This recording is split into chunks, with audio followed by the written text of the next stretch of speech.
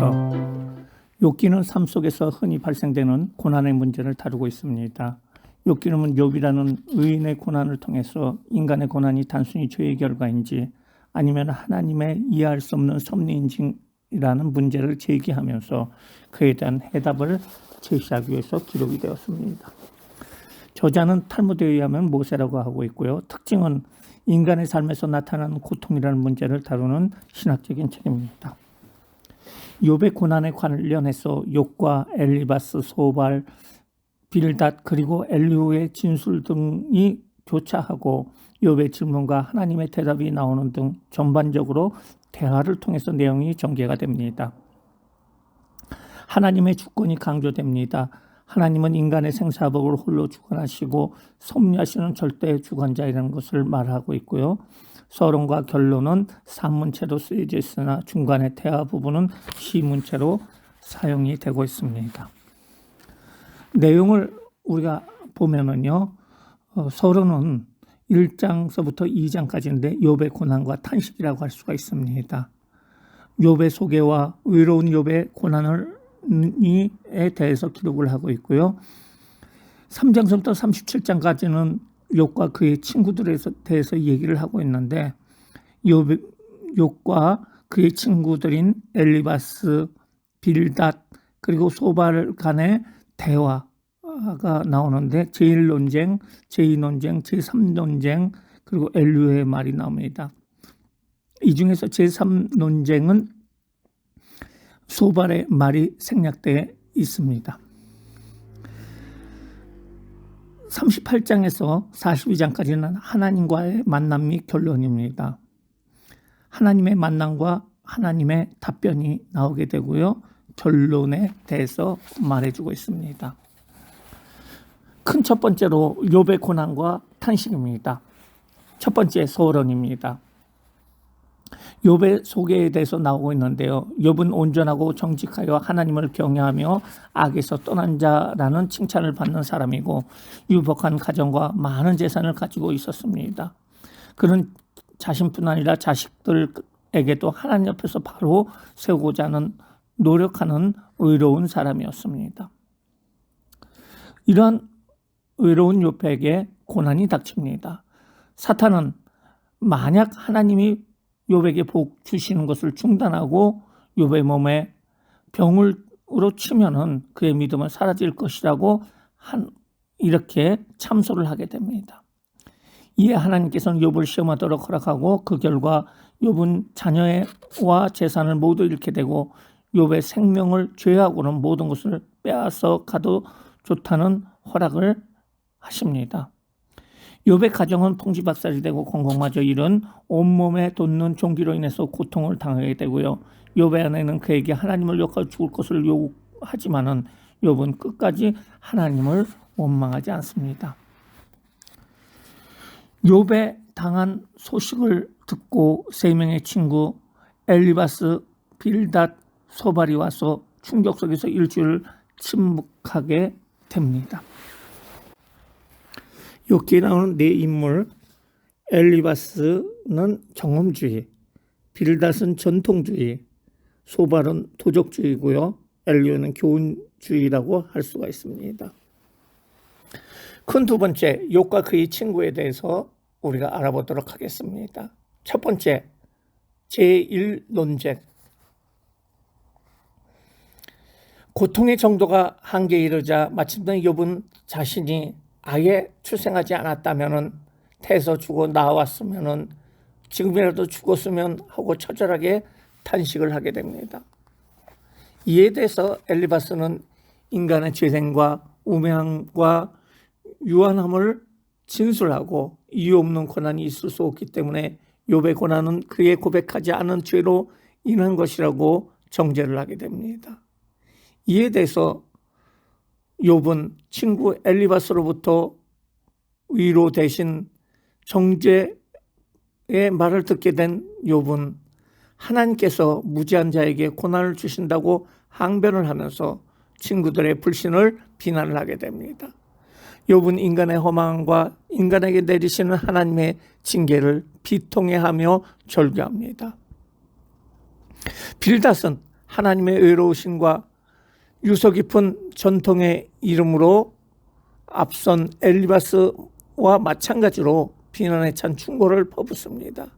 욥의 고난이 공의로서는 하나님의 심판의 결과임을 강조하고 악한 자의 길은 반드시 파멸에 있고 순전한 자의 삶은 행복할 수밖에 없다고 주장을 합니다. 이에 대해서 욥은 하나님 앞에 의로운 존재가 아무도 없으며 하나님의 주권이 절대적임을 설명을 하고요. 자신이 무슨 이유로 고난을 받아야 하는지에 대해 하나님께 질문하며 차라리 죽음을 소원하는 뜻을 내비칩니다. 소발은 자신의 무죄함을 주장하는 욥의 태도가 하나님 앞에 교만하다고 비난하며 하나님의 오묘한 지혜는 인간이 파악할 수 없음을 지적합니다. 욥이 하나님께로 돌이킬 경우 받게 될 상급을 열거하면서 회개를 촉구하고 욥을 정죄하게 됩니다. 이에 대해서 욥은 소발이 제기한 지혜를 다루면서 친구들이 생각하고 있는 지혜를 날카롭게 비판을 합니다. 욥은 하나님께 자신이 왜 징벌을 받고 있는지를 알고 싶어하며 다시 인생의 도덕성과 결국 죽으면 모든 것이 끝임을 강조합니다. 고통으로 인해서 죽음을 소망하면서 동시에 은근한 소망을 내비치지만은 결국 험한 인간의 운명에 대한 탄식으로 끝이 나게 됩니다. 두 번째, 제2 논쟁이 15장서부터 21장까지 나오고 있습니다. 엘리바스는 욥이 하나님을 경외하지 않는다고 책망하게 됩니다. 그는 악한 자의 운명을 이야기하면서 만일 욥이 하나님께로 돌이키지 않으면 악인의 화를 당하게 될 것을 경고하게 됩니다. 이에 대해서 욥은 친구의 말에 대한 반박을 하고요. 하나님이 자신을 괴롭게 하신과 자신의 인생에 대한 탄식, 정의를 구하는 청원, 절망의 표현으로 대답을 하게 됩니다.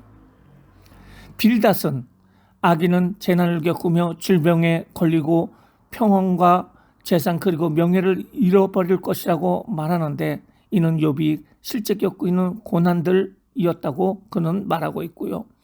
욥이 악인의 형벌을 받고 있으므로 자신의 죄를 인정해야 된다고 말하고 있습니다. 욥은 빌닷의 주장에 동의합니다. 그러나 욥은 그 책임이 자신에게 있지 않고 하나님께 있다고 고집합니다. 하나님이 자신을 쳤으나 자신의 무죄가 입증될 것을 확신하면서 친구들의 행위가 하나님의 진노를 유발할 수 있다고 경고를 하게 됩니다. 세 번째로 그 소발은 욥의 현재 고난이 가난한 자를 학대하고 악을 사랑하며 탐욕스러운 삶을 산 것에 대한 대가라고 지적을 합니다.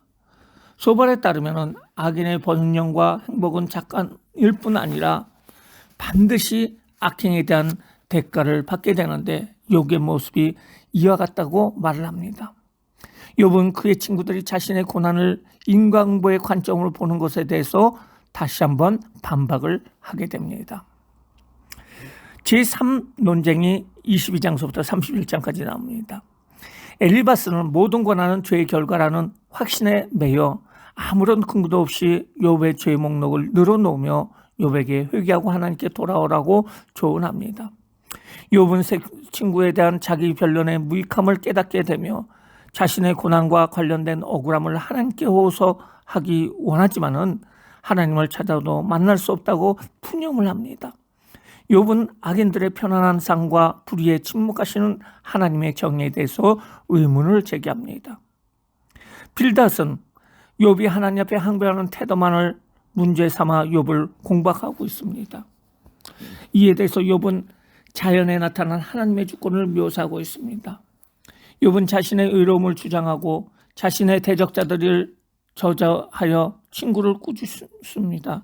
또 악인이 반드시 그 벌을 받게 되리라고 선언을 합니다.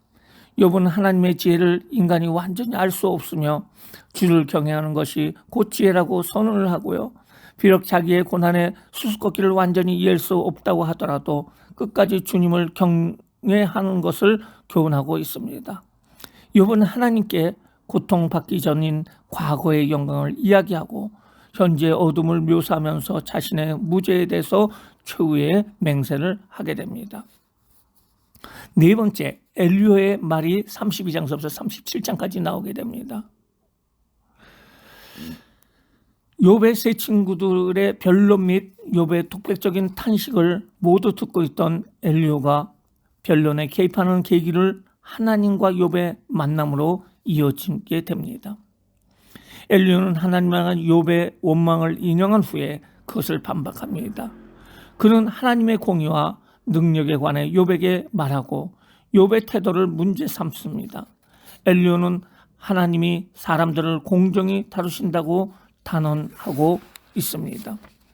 그는 사람들이 지속적인 고난을 받는 것은 그의 교만하고 죄를 인정하지 않기 때문이며 욥의 고난은 하나님이 주시는 교훈이라고 말을 하게 됩니다. 큰 세 번째, 하나님과의 만남과 결론입니다. 첫 번째, 하나님과의 만남과 하나님의 답변입니다. 폭풍우 가운데서 첫 번째로 욥에게 나타나신 하나님은 욥을 지명하신 후에 천지의 창조의 그 질서와 그 과정들의 내용들에 관한 질문에 대답할 것을 요구하십니다. 두 번째, 하나님의 질문은 야생동물들의 생존법과 습관에 대한 것에 대해서 말씀하시면서 그것에 대해서 답변하라고 이야기를 합니다. 욥은 하나님 앞에서 답변합니다. 예전에 하나님 앞에서 자신의 죄를 의롭다고 주장하겠다는 욥의 자신감은 이제 찾아볼 수 없게 됩니다. 그는 자신의 비처당과 초라함을 고백할 뿐이었습니다. 이에 대해서 하나님은 욥의 교만한 태도를 책망하십니다. 하나님은 질문을 통해서 온 천하에 있는 것은 인간이 보기에 아무리 강하고 두려운 것이라고 할지라도 하나님의 피조물이며 하나님의 소유라는 것을 말씀하십니다. 이에 대해서 욥은 하나님의 책망이 지금까지 자신의 의로운 삶에 다가온 이해할 수 없는 재난을 원망하고 하나님의 무관심과 멀리 계심을 탄식하며 자신이 해왔던 교만한 말들에 대해서 회개를 하게 됩니다. 하나님의 계획은 그것이 설령 재난과 고통이라고 할지라도 인간이 그 뜻을 다 알 수도 깨달을 수 없다는 것을 그는 고백하게 됩니다. 두 번째, 결론입니다. 친구들을 위한 중보 기도와 제사입니다. 하나님은 욥의 세 친구들의 진술과 의선에 대해서 정당하지 못하다고 책망을 합니다. 그리고 그들을 위해서 욥에게 중보 기도하고 또한 제사를 드리라고 권고를 하게 됩니다. 욥은 하나님의 명대로 세 친구를 용서한 후 하나님께서 축복을 받아 이전보다 갑절의 축복을 받게 되는 모습을 볼 수가 있습니다. 욥기에서 나타난 고난에 대한 견해에 대해서 엘리바스는 경험주의입니다. 인생의 체험을 중심으로 한 인과응보의 사상, 고난은 죄의 결과라고 엘리바스는 이야기를 합니다. 빌닷은 전통주의라고 할 수가 있습니다. 하나님은 공의를 굳게 하지 아니하신다는 정통적인 신앙과 고난이 죄 때문이라는 전통적 교훈을 주장하게 되고요. 고난은 죄악의 결과라고 말을 하게 되죠. 소발은 도덕주의입니다. 도덕적 교리적 입장에서 그는 죄에 대해서 바라보고요. 고난은 죄에 대한 당연한 분기시고 산업이며 고난은 죄에 비하여 가벼운 것이라고 이야기를 하면서 이처럼 엘리바스, 빌닷, 소발은 인과응보적인 원리를 그들은 주장을 하게 됩니다. 엘리오는 교훈주의입니다. 선한 하나님께서 고난을 통해서 가르치시고 훈련시켜 성숙케 하시는 방법이며 수단이라고 그는 말하고 있습니다. 욥은 신상주의라고 할 수가 있습니다. 고난이 죄의 결과를 임을 부인하고 있습니다. 고난은 불의가 고통을, 의가 평화를 가져오는 응보적인 원리로서는 설명이 못하고 하나님이 주시는 신앙의 고통이라는 것을 그는 말해주고 있습니다. 하나님은 완전한 대답을 하는데요. 고난은 하나님이 누구신지를 알게 하고 이를 통해서 사람은 하나님을 전적으로 의지하게 된다는 것을 말씀하고 있습니다. 욥기의 적용과 실천입니다. 애매한 고난이든 죄로 인한 고난이든 삶 속에 나타나는 고난에 대해서 우리는 어떠한 자세를 취해야 될까요? 우리 주변에 어려움을 당하는 친구나 이웃이 있습니까? 그들에게 어떠한 위로를 해야 할까요? 인간은 고난을 당하면 좌절과 낙심에 빠지기 쉽습니다. 그러나 그 고난 가운데 창조주여 모든 것을 주관하시는 하나님의 계획하심을 인정하고 믿음으로 맡길 때 우리는 승리할 수 있다는 사실을 분명히 알아야 할 줄 믿습니다. 이상으로 욥기에 대해서 알아봤습니다.